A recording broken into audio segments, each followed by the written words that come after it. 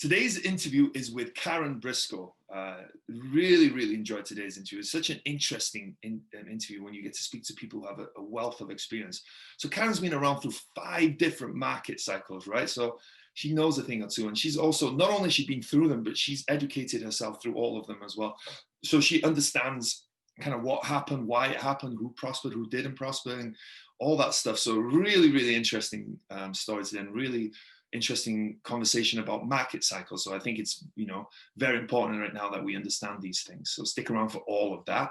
As always, like and subscribe on Reston with Real Estate, the YouTube channel. Go to the WWRE Podcast and give me a 5-star rating and write me a review. And I'm looking to speak to as many of you as possible. If you're interested in real estate, whatever aspect that is, I'd love to get to know you, see if there's any way whatsoever that I can help you. So there's going to be a link in the description down below, or you can go to wrestlingwithrealestate.com and sign up there. I'd love to get to know you and just have that great conversation about real estate. But before all that, stick around for today's fantastic interview with Karen Briscoe.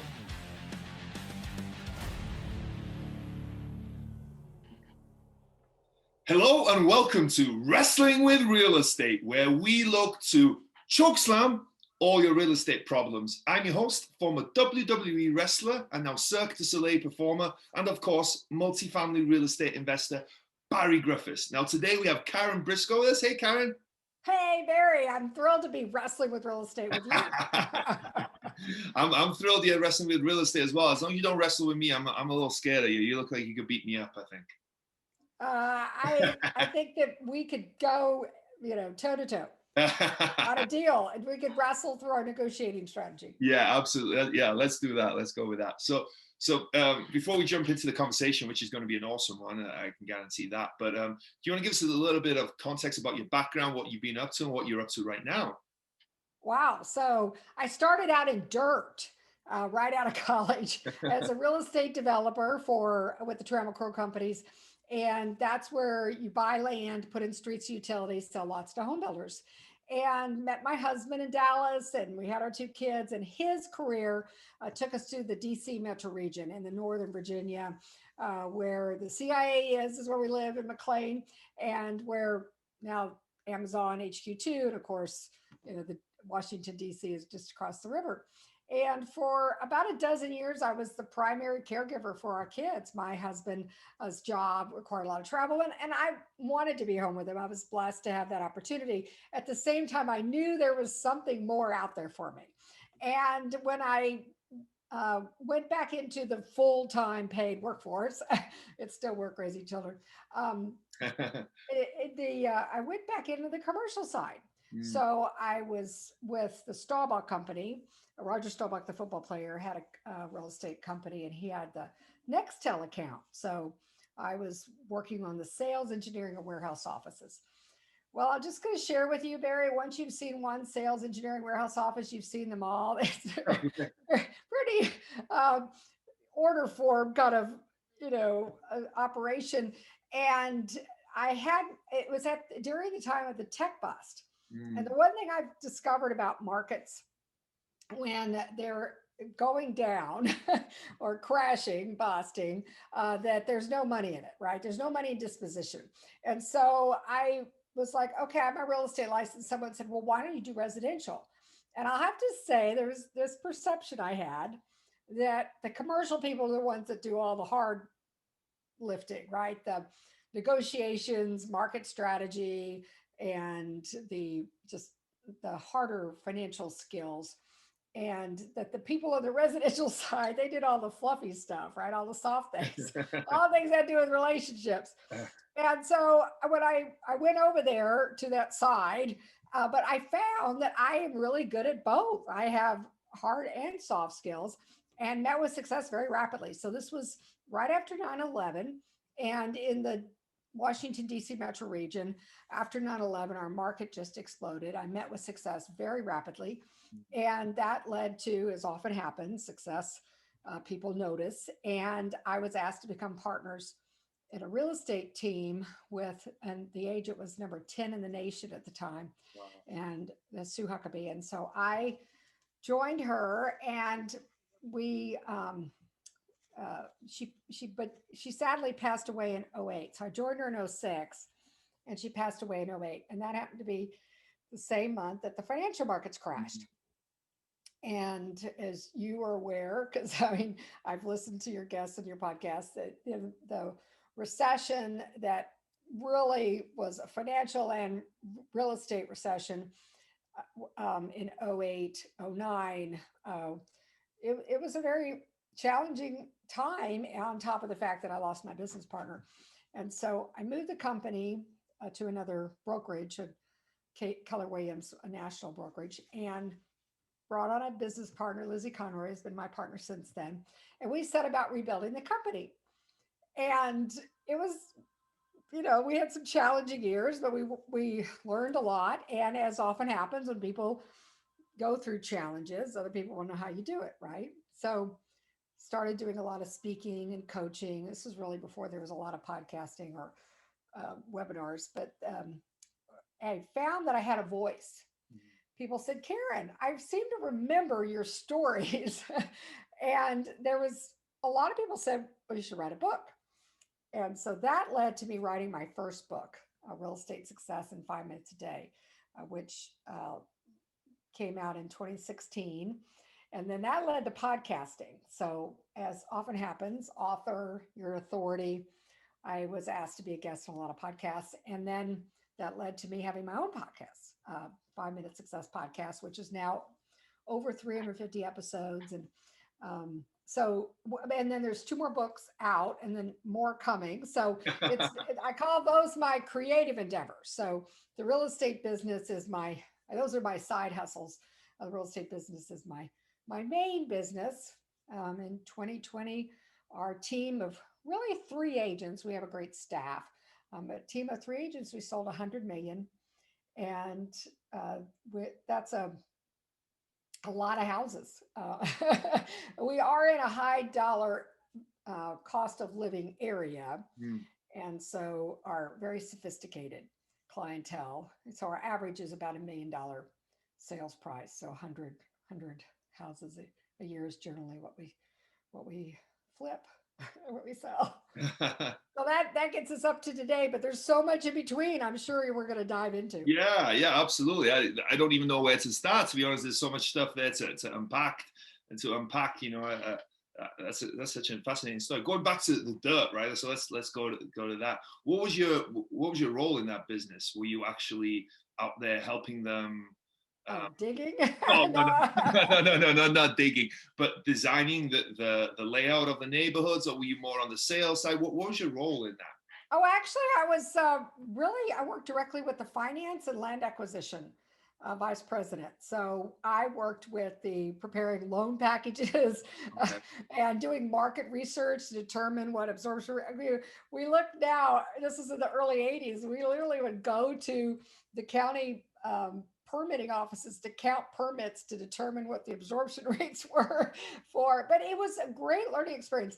I have to say, I learned more about understanding supply and demand and how markets work and how important absorption is. It really is like gravity. It's so strong, and that you can predict future cast where markets are going.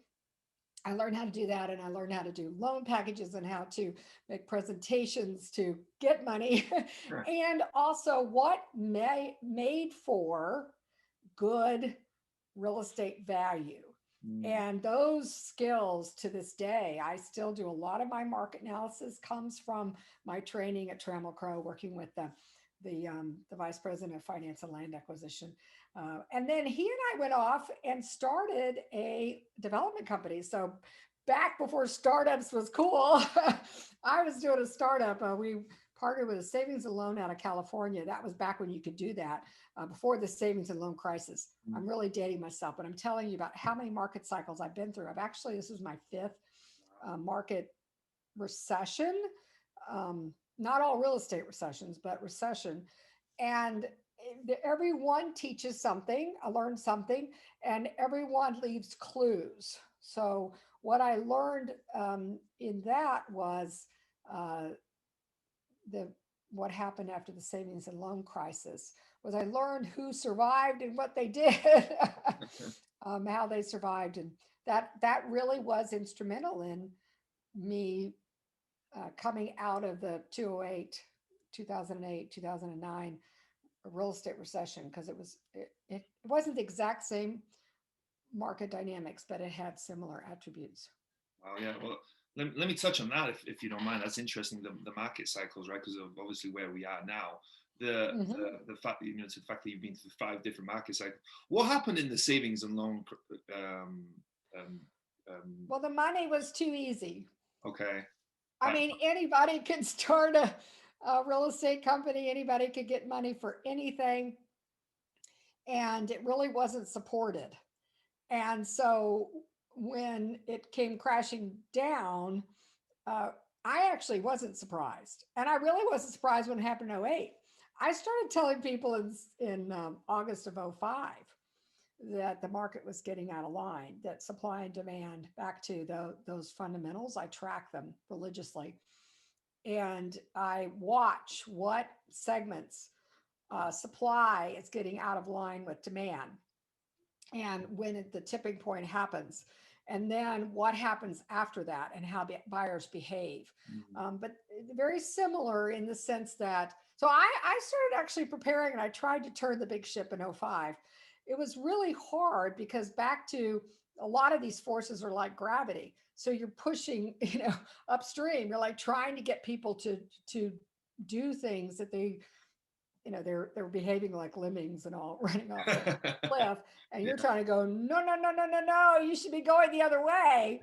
The whole Warren Buffett thing, right? You should buy when everybody's freaking out and selling, and you should sell when everybody's exuberant, irrational exuberance. It was absolutely positively irrational exuberance, and anybody who was really paying attention knew. Now, this market is different, so I'm not saying we're not at an irrational exuberance yet at all. A lot of things are different about this market than those, uh, in my view. Do you see any similarities to this market to any of those other down cycles? Any of those other 5 down cycles? Actually, it's the most like after 9/11. Okay. Because if you think back to what happened after 9/11, it was people really were moved towards security and safety. We called it cocooning then. Now we call it safe at home, safe haven, shelter at home, safer at home. But it's the same phenomenon, because it's a Maslow's hierarchy of needs. Mm-hmm. If you think about the basic pyramid of, back to your psychology days, of Maslow's hierarchy of needs, the first one is your physical needs. Absolutely positively, after COVID, what was the first thing everybody was going for? And that was toilet paper. Yeah, and water, yeah. Yeah, they're going after their physical needs, right? It's like human nature. It's like instinctual. Then the next one is safety, security. Very strong. It's very big down there at the bottom of that pyramid. And what happened after 9/11 was in response to, what happened with the airplane crashes, or not, well, the attacks. Yeah. That impacted New York. It impacted Washington, D.C. It impacted people's sense of safety and security. They were safer at home, but it was really a travel that it impacted the most. And so what's different about this with COVID is that it's the safety, security, but it's everything about your life is being impacted. Not heavy travel, but that seems inconsequential in the overall scheme of things. It's your home is where not only do you live and play, but you work, you educate, you exercise, you recreate, you entertain in your very, very small pod group. And what I believe people's memories are going to be even longer term. It took a long time for people. New York finally came back. It did rise out of 9/11, and it will come back again, but it's going to take longer because this impacted more aspects to people's lives. And I think that the push, or the desire, this just huge instinctual need that people have is going to continue for quite some time. And we're going to have a lot of shifting and pivoting and people's priorities. They're going to refocus, and the nature of work is changing, the nature of when it's not physical bound, then people are like they're open to other ways to live. It's gonna have a far-reaching impact. Yeah. Well, it seems definitely like there's move to the suburbs for one, right? Yes. There's more room. You don't want to be, Yeah. in a, Natural physical distancing. Yeah. But they did that after 9/11 too. I was going to ask you I mean, that there was, because yes, absolutely. before the COVID hit, it seemed like everyone downtown was where everyone wanted to be. You wanted to be in proximity to your work, not have a car, walk or bike to your work, and was all the hip stuff was, and where all the stuff was happening. Um, and then again, everyone's going to the suburbs now. Downtown is dying again. I feel like, And was it a similar situation after 9/11? Oh, yes. People didn't want to be in tall buildings. Yeah. I mean, just think about it. I mean, but we've had okay, so during the 60s when we had, riots in the cities, well, we had riots in the cities this summer. Um, and people's priorities have really shifted. But the same thing happened after the riots in the 60s, and that's what grew the suburbs. And then people went back out to the suburbs. And then what happened after what also built out the suburbs in the well, not the 60s, but in the next after 9/11 was the baby boomers. So if you think about it, just demographically, I love to study this stuff. This is a very developer geekiness in me, but what originally built the suburbs were the greatest generation who came back to the United States after World War II, and they populated to the largest generation ever was the baby boomers. And they wanted a little yard and they wanted space. And that's what built out the suburbs. Well, then what happened was those baby boomers grew up and they had children. And that next generation, millennials, so the baby boomers were the largest generation at about 79 million. The millennials are like 90 million. So they were a lot of the reason that the hipster, the going to the building, the gentrification, because they don't have any memory. They have no memory of race riots in the 60s, right? Whereas their parents do. But as those areas were being redeveloped and they were becoming the places for the restaurants and all that, and the baby boomers were like, I don't need this big house in the suburbs. My kids are all grown. I want to have a turnkey lifestyle and I'm going to move to the city. So the millennials and the baby boomers were going there at the same time. And that was what was driving that demand. Well, 9/11, COVID has changed that now completely the other direction. And again, I think that it's going to take a really, could be a decade before, at least for sure, 5 years, because that's how long 9/11 lasted, from '01 to about '05, '06.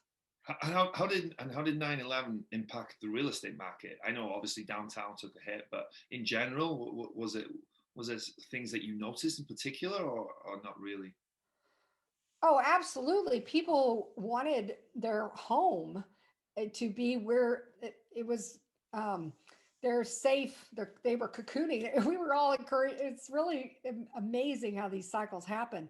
After 9/11, the president Bush, he was encouraging people to have gardens and to to really make home their safe place. And it was at the same time, you see, there was two things happening at the same time. That was the same time that the baby boomers were having their children. So they were already wanting more space to raise their children. So it was two major market forces converging. And that is what drove the market. And then free money, really way too easy free money. I look back on it, and well, the Federal Reserve, they didn't ever ask me what I thought, but they They could have should have. slowed, yeah, they should have, they should have slowed it down. They really should have. They had the means to do it by just raising interest rates, right? It would have slowed it down. And going back to the requirements of lending that, collateral and credit and um, that are key to um, being able to, and cash, having down payment, to really good performing borrowers. At the time, we're like, it's kind of like everybody should have a chicken in a pot, everybody should have a house. And they were lending to people that weren't really qualified. If they would just change those things, we wouldn't have rose up so rapidly to have a crash. I personally am not in favor of major market swings. I think we're better to have just, the normal, the real estate market functions up and down, not to the degree that the stock market does, but every day, there's transactions taking place. People are buying houses, people are putting their houses on the market, people are renting, people are moving. So a normal market is a much healthier place to be. Um, so so then, okay, like, well, what's happening now? Yeah. The difference between now, there's several differences, and one of your other guests talked about this. One is there's not free lending. So, I mean, you have to have a down payment and you have to qualify, and that's good. Um, what is really incredible, and this is being driven by the Federal Reserve, and that could change, but interest rates are so low. I don't know how many times we keep saying that, but I mean, I had somebody get $1,040,000 loan, 20% down at 2.75%. I mean, if you think about it, purchasing power is so strong right now because of low interest rates. Because if interest rates were 5.5% or 6%, just a year ago, interest rates were a percent higher. So the buyers have a lot of purchasing power. So prices are rising in most markets. And that's actually a good thing, honestly, because most sellers, homeowners, have not really experienced any appreciation for over a decade.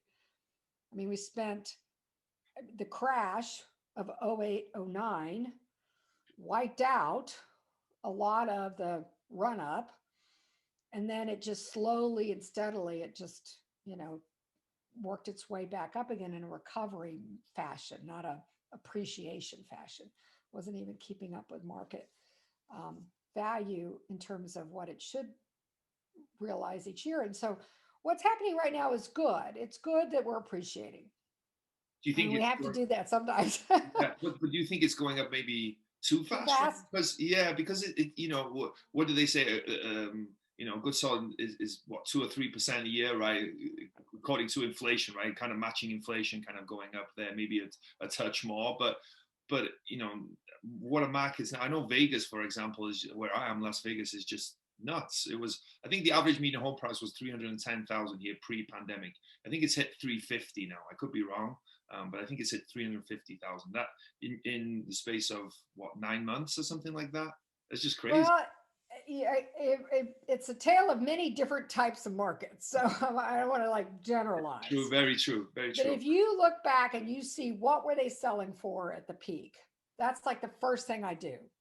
And if houses were selling at that price at peak, then I go, okay, well then all it's done over the last 15 years is recover. Mm-hmm. It didn't go up at all. Mm-hmm. It lost all its value, the asset, and then it just recovered it again over 15 years. That's not anything to freak out about. Mm. Now it happened very rapidly, so that's what's causing people to then start thinking, oh, irrational exuberance. Now, if it continues, if it sustains, now this is what with the challenge of this market, which is different than the last market. And it could shift at any point. Okay. But right now, inventory supply is so low and demand is so high. So if you consider there's so many factors. So the millennials who were going to buy their first home in the city are now not.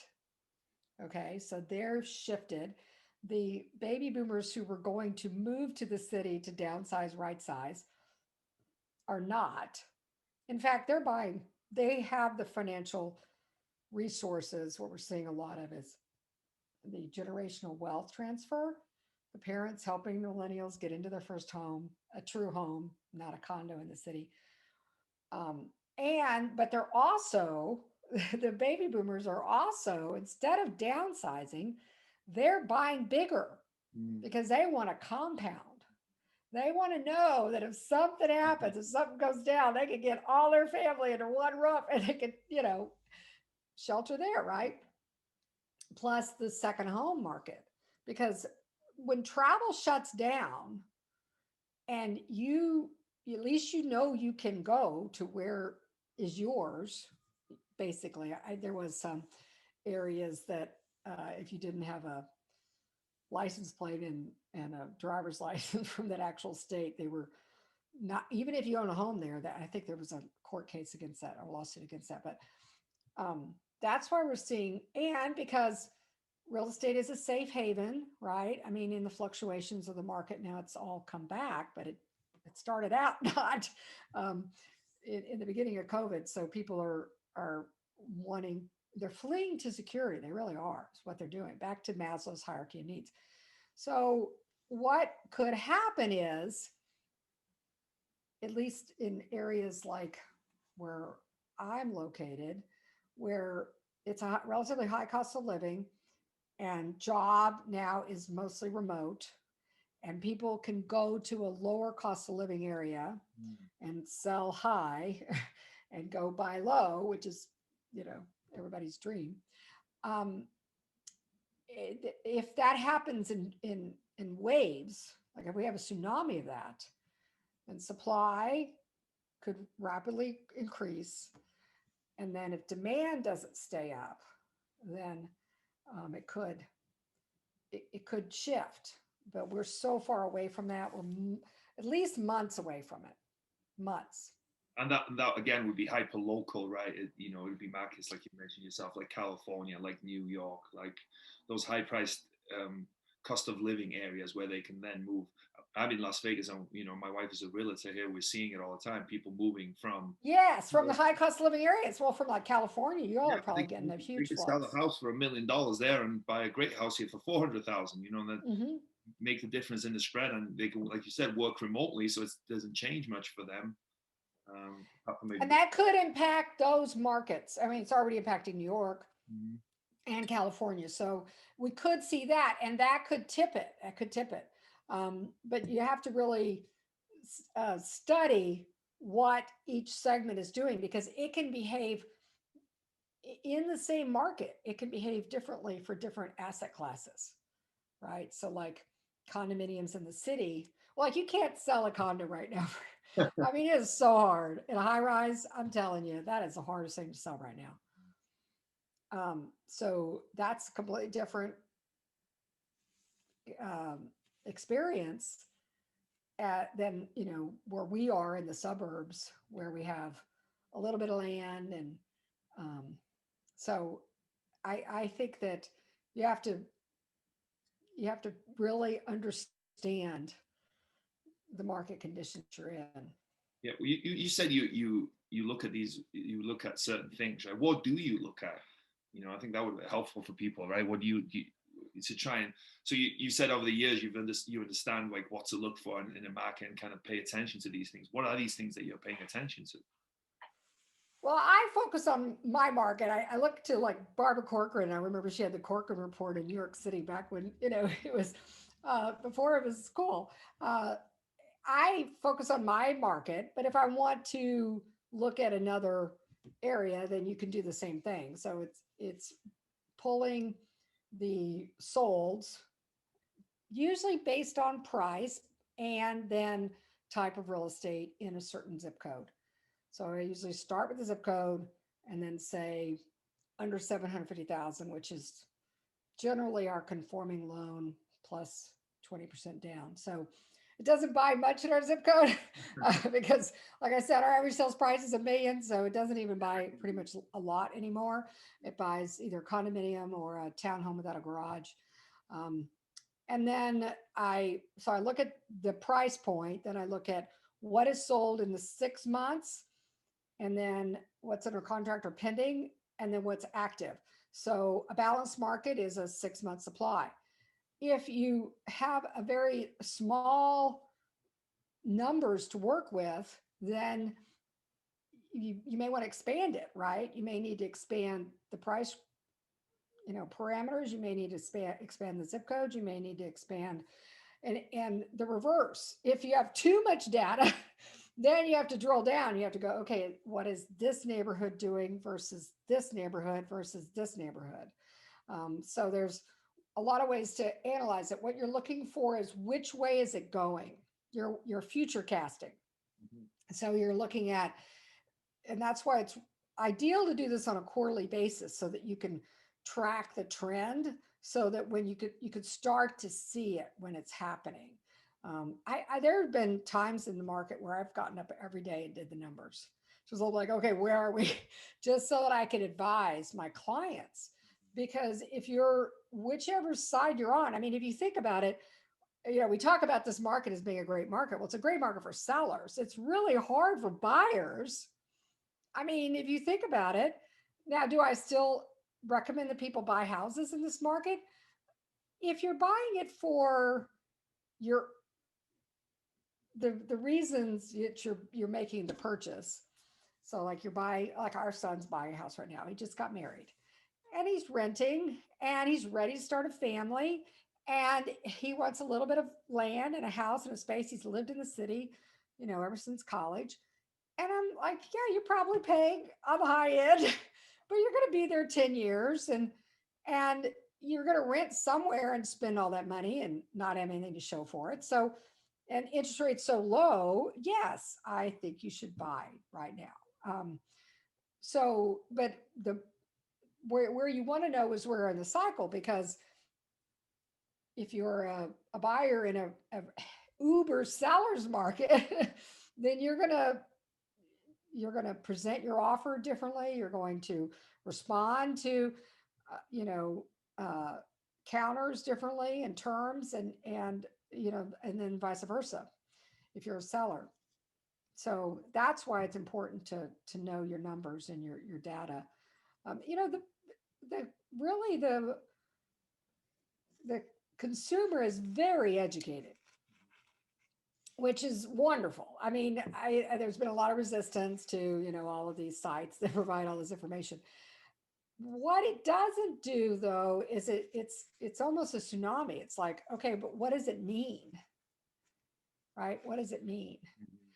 And I've had, the site say I've got a hot home, a hot listing, and I don't get any offers. And I'm like, well, okay, so why is that happening? And so studying that's the behind,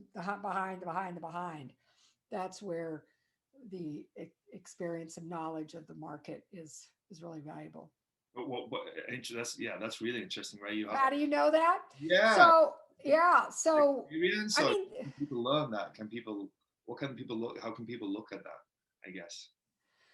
so the analytics that these sites use, are hits, people that are, in saving or liking or whatever.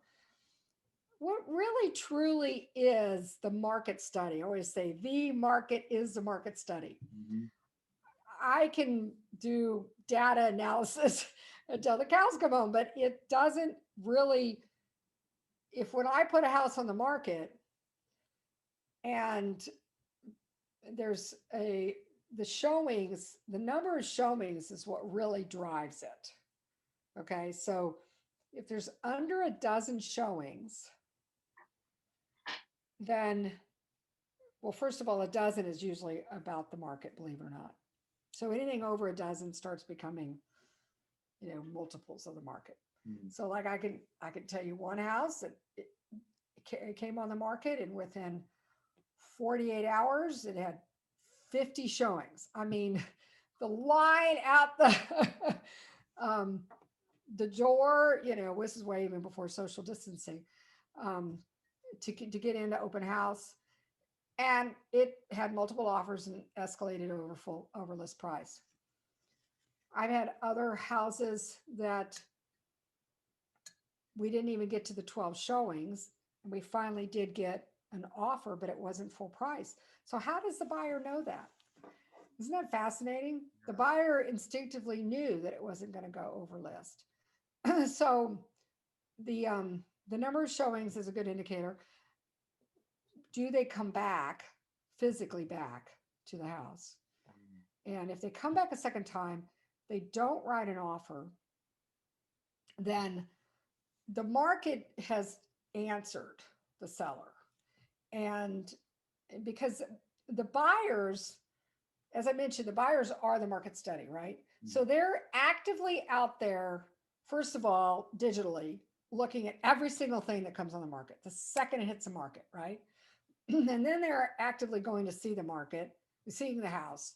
We had a little bit of a period there where during COVID in the beginning, where we had a lot of stay-at-home orders and stuff. We had more digital showings, but now we're pretty much back to people go see the house. If they haven't gone back a second time, we haven't got any offers for sure. Of course, it just depends on the price point and everything, but I'm going to say, 7 days, 14 days, 28, if you get to a month, then I absolutely positively can guarantee you're overpriced. I don't need to do any analysis, because I can just tell you that the buyers that were ready, willing, and able to buy the house saw it. In almost all cases, that first group of buyers is often who buys the house once the seller adjusts the price in normal markets. Even in upper brackets, I had this happen. It was a CEO home. He priced it at $4,750,000, and within 60 days we'd had 6 showings. And he called me up and he goes, "Well, why isn't my house selling?" I was like, "Because it's overpriced." And he goes, "Well, how much?" And I'm like, "Well, typically I say 10%, but in this case I was like, it's 20%. You got to go below 4 million." And he said, "Okay, do it." And then the next day, the very first buyer that had seen the house came back and wrote an offer. Wow. So the buyer, the seller can, they really are in control, right? So they can, there's several ways of pricing, but there's the auction method, right? Where you put it in at high and then you come down to where you find the market, the buyer will pay. Or you can bid it up, right? You can put it in low and then let the market bid it up. And there's one way or another, the buyer is going to tell you, though, when the seller is priced correctly, then they will buy. This is so fascinating. Like we've talked about market cycles. We could have a whole nother podcast. I want to ask you about the agency side, because obviously you really know your stuff. So that's fascinating to me. But obviously, with to be respectful of your time, we won't do another 2 hours on that kind of stuff, because I could easily talk to you for another 2 Oh, well, this is one of my favorite. Remember when I told you about my hard skills? This is what the soft skills of getting the seller and the buyer to understand it. Yeah. That's where it takes real ability, because just because I know it doesn't mean that they're going to behave. People have a lot of knowledge, right? But that doesn't mean they necessarily respond to that knowledge with behavior that's going to benefit them. Right. You figured ways that how to kind of be able to tell them, I guess, right? There's different ways to talk to different people, right? They all don't listen the same, right? I know I listen differently to how my wife listens, to how someone else will pay attention to something. So yeah, you want to use their language or their so true. Well, before we dive into the 4 questions I ask everyone at the end, I was just wondering, like, you obviously have a wealth of experience and a wealth of knowledge, right? It's one thing to have experience, which is awesome, but you're always obviously very super educated in this field as well. I was wondering if you had any like tips or advice for people in where we are in terms of the market. And this is just, you're not telling anyone what to do. It's not legal advice. It's not like all that blah, blah, blah, blah, blah, disclaimer, right? It's just us having a conversation. But if from your years of experience and going through 5 market cycles, do you have any advice for people right now as what to do? Is it get in if you can because of low interest rate? Is it hold on for a little bit if you're looking for an investment? Do you have any kind of tidbits? Oh, I absolutely am a firm believer investing in real estate. I mean, if you think about wealth creation, real estate is where many people have built their portfolio. And I use the adage of when was the best time to plant a tree 20 years ago? When's the next best time? Now, right? I mean, if you think about it, 20 years ago, we were in a rising market. We were in a rapidly rising market. So it's, these cycles continue.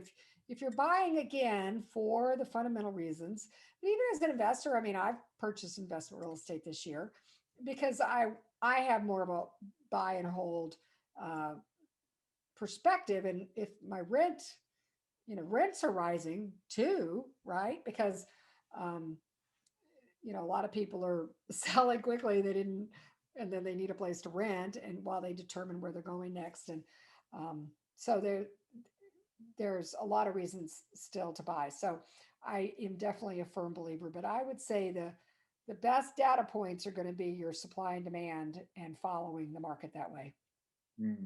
Great advice. Well, cool. Well, this show is called Wrestling with Real Estate. I always like to ask some wrestling related real estate question. The first question is, what would your wrestling name be? If you picked a wrestling name for yourself, what would it be? I would be the Flipping Heroine. Okay.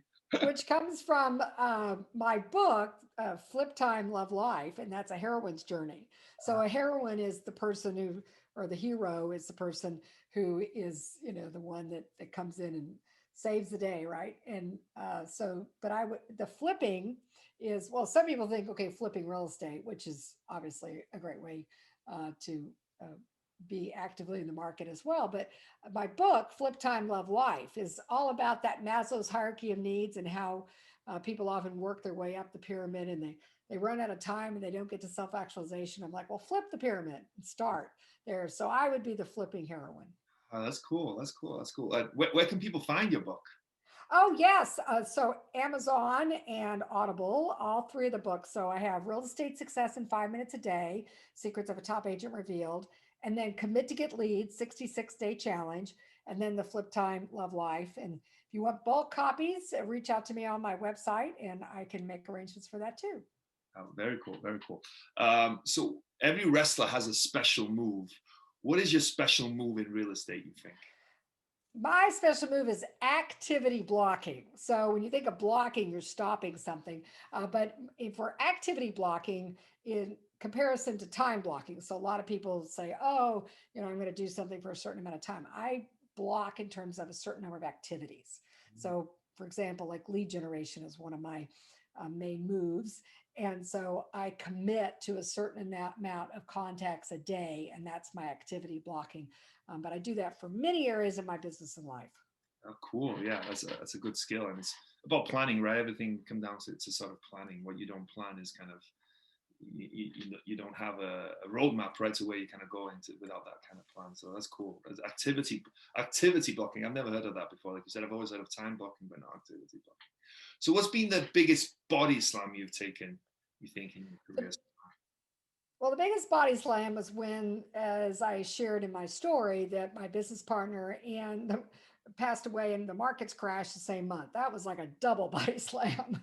And so what I discovered was how resilient and creative and resourceful I am, and came out of that and became better than before. That's awesome. So was there a moment that you were standing on the top rope getting ready to jump? What was it? How did you overcome it? So I had this physical experience because I was paragliding in Switzerland with my daughter in September of 2019. And I had this, my person who's I'm gliding with, who actually knows what he's doing. And he says, when I tell you to run, then we'll just take off. And so we're standing there and I'm like, well, what are we waiting for? And he says, well, we're waiting for the wind to shift. And I thought to myself at that moment, I could have a panic attack right now. And then I thought, or I could decide to think this is like the most amazing experience. I'm about ready to go paragliding in the mountains of Switzerland with my daughter, and I'm going to just run with it and love it. And just at that moment, he goes, start running. And I started to run, and it just like you just lift off. And I remember that moment because I've had other moments in my life where I did have a panic attack instead, which didn't benefit me at all. And so this making that choice. So I remember that moment when I'm in situations and I'm like, I have a choice right now. I could choose to be excited. I could use this energy as a positive force, and I'm going to go with that. I love that. That's brilliant. It's how you frame it, right? It's your decision how you see it. Absolutely. Always two ways to look at everything, right? Every situation, there's always two ways to look at it. And it's always better to look at that positivity. That's so cool. I love that. I love that stuff as well. That's so awesome. Well, Karen, thank you so much. This has been fascinating. It's literally like there's 10 million other things I could have asked you, and I would have loved to hear everyone. I love speaking to people like yourself who's been there, done it, been through 5 different market cycles, right? And not only that, is extremely well educated as well in it. So it's been an absolute pleasure talking to you. But before we go again, plug your books again, please, and plug your podcast and plug everything that you have, and let people know how they can get in touch with you as well if they want to reach out. Well, it's easy because it's the 5 Minute Success, the number 5. So you can find the podcast wherever you listen to your podcast. And you can also find it on the website, 5 Minute Success, and social media. And then if you're looking for a real estate agent, I'm your person here in the Northern Virginia, Washington, D.C., suburban Maryland market area. So Google me, HBC Group at Keller Williams. And I've also opened up with a limited number of one-on-one coaching clients. So if you're interested in coaching, go to the website and click on the button, work with Karen, because I'm offering the opportunity to have a free consult 30-minute coaching call to see if that would work for you. Awesome. And I'll put all those links in the description in the show notes before. Well, Karen, thank you so much. That was a lot of fun. I really appreciate the time, and enjoy the rest of your day there out in Washington, D.C. Hopefully it's not too cold. Thanks much.